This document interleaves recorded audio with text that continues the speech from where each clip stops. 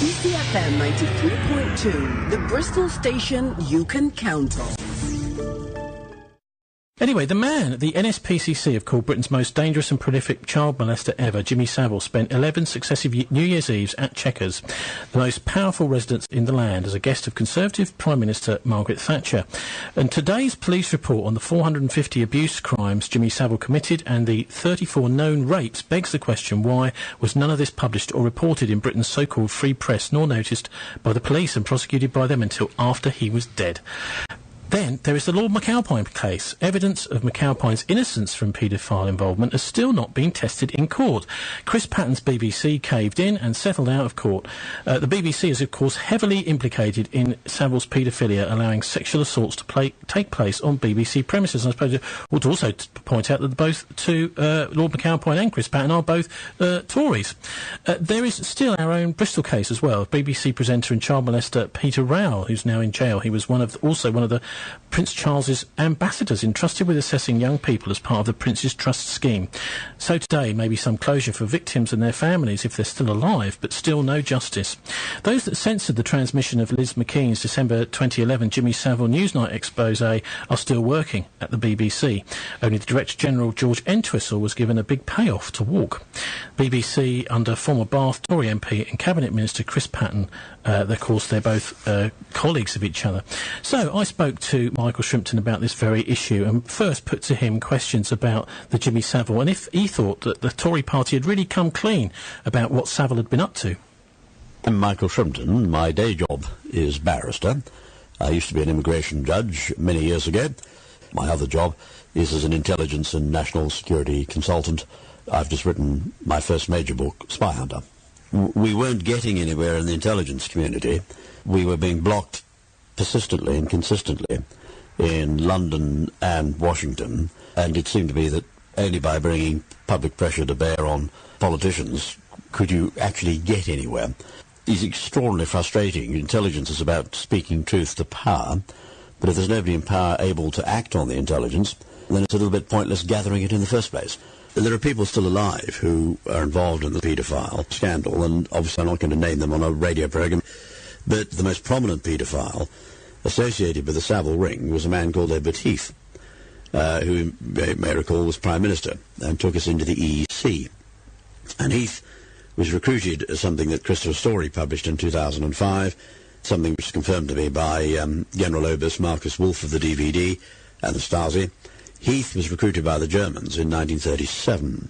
I've said this in Spy Hunter. Heath was into little boys, and Savile was supplying them. A number of these boys were taken out of the Haute de Garenne home in Jersey. Savile was taking children from a children's home with the support of German assets in Jersey. Remember, the Germans used to run Jersey, and whenever the Germans overtake somewhere, there's always a stay-behind intelligence organisation. German assets didn't pull out of Jersey in 1945. Only German troops marched out, they surrendered.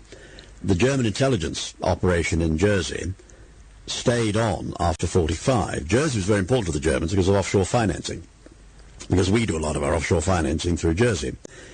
The banking in Jersey is quite interesting.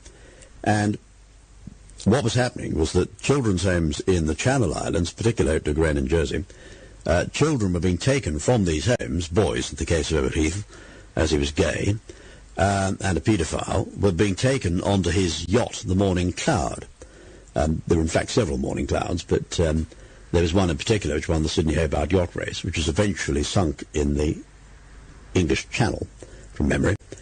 But it was the boat that was sunk on which most of the abuse took place.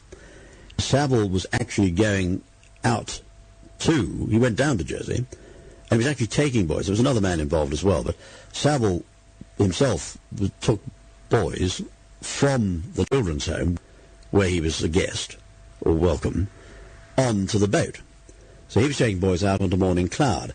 Now, since Heath was well known, and since the boys were talking young men, it depends how you define child, but as a lawyer, one would normally we define children as under the age of 14, which is the age of criminal responsibility. They were about that age, sadly, but they were old enough to know who was abusing them. it's quite clear that in most cases they weren't willing to be abused. And even if they were, at that age, we don't regard consent as informed consent. Defined in the United States, have a phrase, statutory rape. The boys were murdered and thrown off the boat. Now, a very courageous Jersey police officer who was aware of the paedophile ring, was aware that boys were being supplied to politicians and key figures in Jersey, knowing that children had gone missing from the nursing home. There's no dispute about that. The police in Jersey were aware that they had missing kiddies. Their theory, which is quite perfectly reasonable theory, was that they must be buried in the grounds. And I think if you look at the files, you'll see there was an attempt to find their remains by digging up the grounds. Was it Lenny Harper? It's been some time since I looked at the file on this, but if you told me it was Lenny Harper, I wouldn't dispute that for a moment.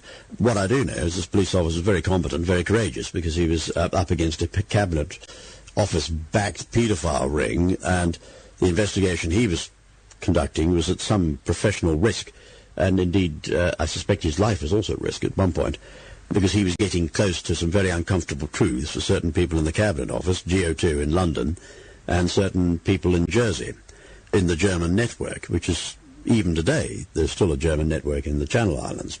His theory that the boys had been buried in the grounds of the nursing home was a perfectly reasonable one, a good copper.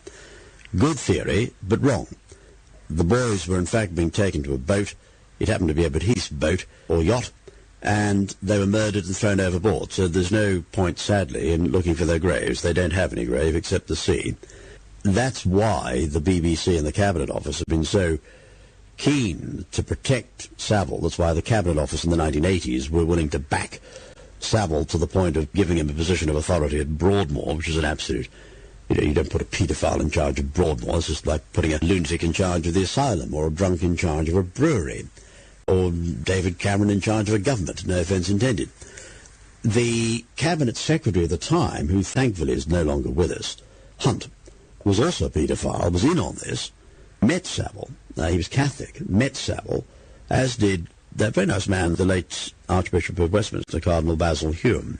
Basil was not a paedophile, but knew Hunt and had a shrewd idea. He wasn't stupid. He had a shrewd idea of what had been going on, and I've no doubt was told to keep a lid on it. Hunt was in on it, so the Cabinet Secretary at the time was in on it, was aware of what was going on, was aware he had a Prime Minister who was involved not just in abusing young boys, but was murdering them as well. It's quite possible that there was a crewman on the yacht who did the actual murder. I'm not saying But Heath necessarily bashed the boys on the boko and tossed them overboard. He may have had somebody do that for him, but he was certainly guilty of murder under English law as an accessory or on the joint enterprise basis. The Cabinet Secretary of the day knew that we had a Prime Minister who was vulnerable to charges of murder at the Old Bailey. Bit of a national security mess. And the Cabinet Secretary, as you can well imagine, was very keen to keep a tight lid on things. Hunt, of course, was working for the Germans and was very keen on British membership of the EEC, and it was Hunt and Heath between them who were responsible for Britain going to the EEC, along with another German spy exposed in Spy Hunter called Tony Barber. Now, you're painting a picture of lots of sort of high-level paedophile characters in the centre of government. What on earth purpose would that serve? Oh, if someone is inclined in that direction and you can supply them with boys, then you've got a hold on them, or girls. There's nothing worse for a politician than being exposed in the murder and sexual abuse of young people. And if you've got a politician who is abusing and killing young girls and boys, boys or girls, then you've got a hold on them. This has been a standard German intelligence tactic for decades. Well, surely it's not just the Germans. I mean, the British intelligence surely are using these kinds of tactics. Any intelligence service would want to. No, we're the good guys. I mean, MI5 and MI6 don't do murder. Obviously, occasionally it's necessary to take people out, but that's always done by independent contractors. We're the good guys. You're English, you would say that, wouldn't you?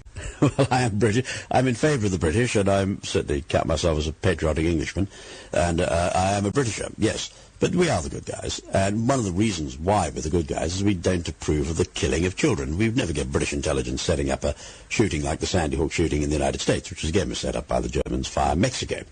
And a bunch of crazy Mexican drug gangsters rolling up to a school, shooting up the kiddies. I mean, it's just absolute nonsense. The British intelligence would never touch an operation like that with a barge pole. I mean, you said yourself that parts of British intelligence have been infiltrated by other countries. So, I mean, you know, how can you say we would never do such a thing? Ah, well, then it's not we, is it? If a German... let's take the assassination of David Kelly. That was done by GO2, which is the German operation in London. And you've got German assets inside Thames Valley Police, for example. Where you've got Brits working for the Germans, then you, in my view, is you blame the Germans. You don't blame the Brits, because the Germans are paying them or blackmailing them. Paedophilia is a wonderful means, if you're a hostile intelligence agency, of blackmailing politicians.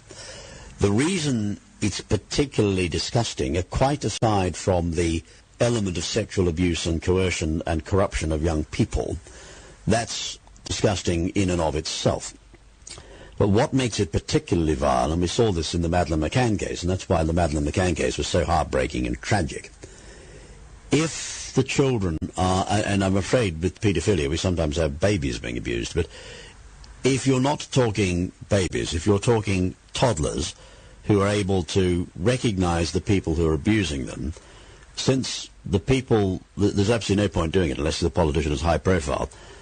Since you're talking about people who are on television, people who are high profile, you have to murder the children in order to protect your asset. So for the Germans, it was essential that the boys that were being taken onto the yacht, that was a death ride. When Jimmy Savile was taking, let's say, a 14-year-old boy down to Morning Cloud, handing him over to Edward Heath or a member of the crew on the yacht, it was a death ride. That was that boy's last journey on Earth, because there was no way in the world, recognising Edward Heath, that he could be allowed back on shore. And Savile must have known this, and that's partly why Savile was probably deeply into religion. You often find this, in fact, that where people get involved in murder, their consciences start to eat at them, and they suddenly turn to religion late in life, and Savile, certainly there are signs that he did that. It's quite a nice thing about human beings. We generally find murder very difficult. It's a lot more difficult to do than you might think reading spy novels. He'd also, I'm sure, at Edward Heath, because you've got to murder the kiddies in order to protect your asset, supplying of children to paedophile politicians is an extremely messy, murderous, dangerous business. The case of Madeleine McCann, as I reveal in Spy Hunter, it was in my report to the Joint Intelligence Committee, which was put on the website disgracefully by the Daily Mirror a few years ago. In the case of Madeleine McCann, she was going to be abused by a senior member of the European Commission in Brussels, whose name is known to British intelligence. I can't identify him in Spy Hunter, but I do know who it is. And there was no way that Madeleine could ever be returned alive to her family, because the danger would be that even at her tender age of 4, she would recognise him and know who was abusing her. So the Germans had to murder her, and indeed they eventually did, sadly, in December 2008. Yes, you paint again this picture of a rather horrific situation where our leaders are all compromised by these kinds of criminal acts. I mean, what hope is there for humanity, and what hope is there for Britain? Well, the answer is to get politicians in who are not compromised. Now, I don't wish to say anything about David Cameron. I'm certainly not suggesting he's a paedophile. He isn't. I mean, our political parties, Michael, seem to be getting worse at the top. The leadership quality. I mean, for example, somebody for the Labour Party leadership who would have been quite a positive leader for the country, Robin Cook, it looks like he may have been murdered. So where we've got good politicians coming up, they seem to sort of disappear for one reason or another, or get discredited, and the only ones that seem to survive to lead the parties, all the three main parties, appear to be people who have one way or another have sold their souls. Well, I think listeners will understand why I have to give a cautious answer to this question. Your basic premise is right, that politicians can be compromised, that where they're compromised, then it's deeply contrary to the national interest. And the answer is to replace politicians with leaders who are not compromised. You're absolutely right about Robin. Robin and I got on quite well. Certainly when I first got to know Robin Cook, there wasn't a lot of distance between us. He became more pro-European. I became increasingly Eurosceptic, although I was very Eurosceptic to begin with. So Robin and I politically grew some distance apart. But he was very pleasant, and I was a Labour candidate at the same election. He was a Labour candidate, obviously for a safe seat, and I was for a very safe Tory seat. But the last time I met Robin was in Whitehall, a few weeks before he was murdered, and I can assure you he didn't look as though he was a man who was about to snuff it. You didn't think, oh, God, am I ever going to see Robin again? The poor chap looks a bit ill. He was hale and hearty when I last saw him. There's no question he was murdered. He was thrown down the mountain. He didn't fall down it. He was murdered because somebody was concerned that he was going to go public with some very damaging intelligence he had, which might have catapulted Britain out of the European Union. The motives for his murder, I think, are very clear.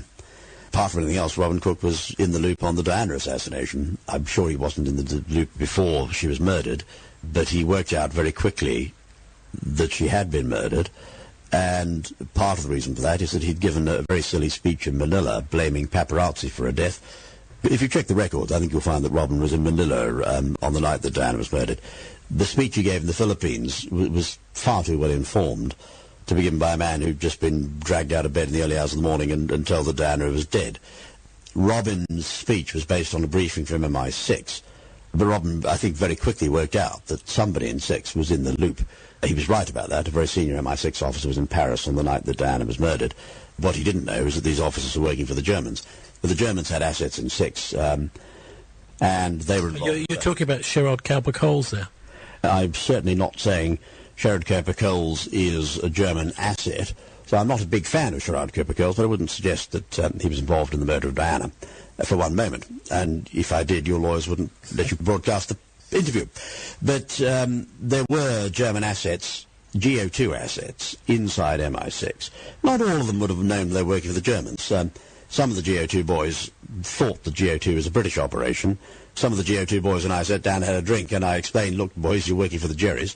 They were pretty appalled. They went away, checked it out, realised I was right, and ever since we've had a good stream of intelligence out of GO2. It's one of the reasons I know that Thames Valley Police are penetrated by GO2.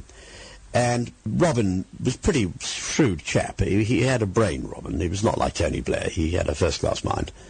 And Robin worked out that Diana had been murdered, and I suspect it was the Diana murder which was the motive for bumping Robin off. There's no doubt Robin was murdered. But a political opponent, very good on his feet, a quick thinker, had a fine mind, first-class mind, very intelligent, and I liked him. I absolutely deplore his murder. It was absolutely outrageous. You cannot go around murdering former foreign secretaries. I simply don't approve of it. My view is that he was assassinated in order to stop him talking about Diana. The Diana inquest was coming up. There was a real fear that the truth might come out. In the end, the inquest was a farce. No offence intended to Mr. Justice Scott Baker, but there was always a concern that there might be a proper coroner. By that I mean a medically trained coroner, not a judge. Judges don't have medical training, and they don't make very good coroners.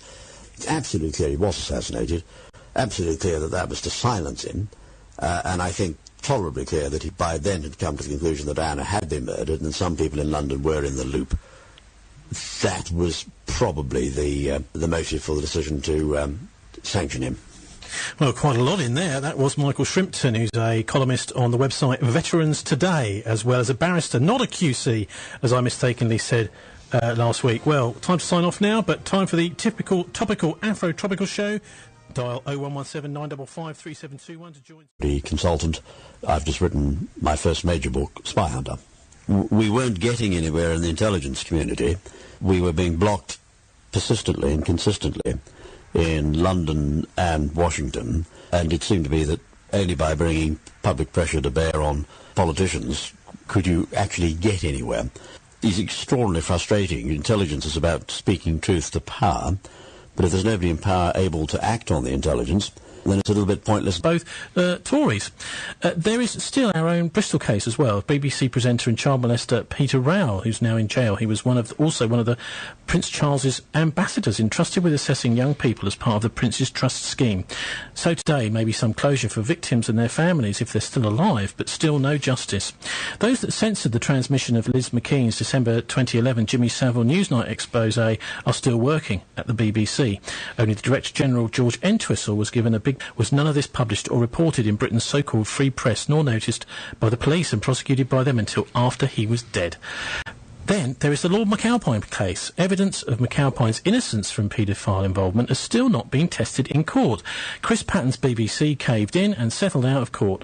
The BBC is, of course, heavily implicated in Savile's paedophilia, allowing sexual assaults to take place on BBC premises. And I suppose I ought to also point out that both Lord McAlpine and Chris Patton are...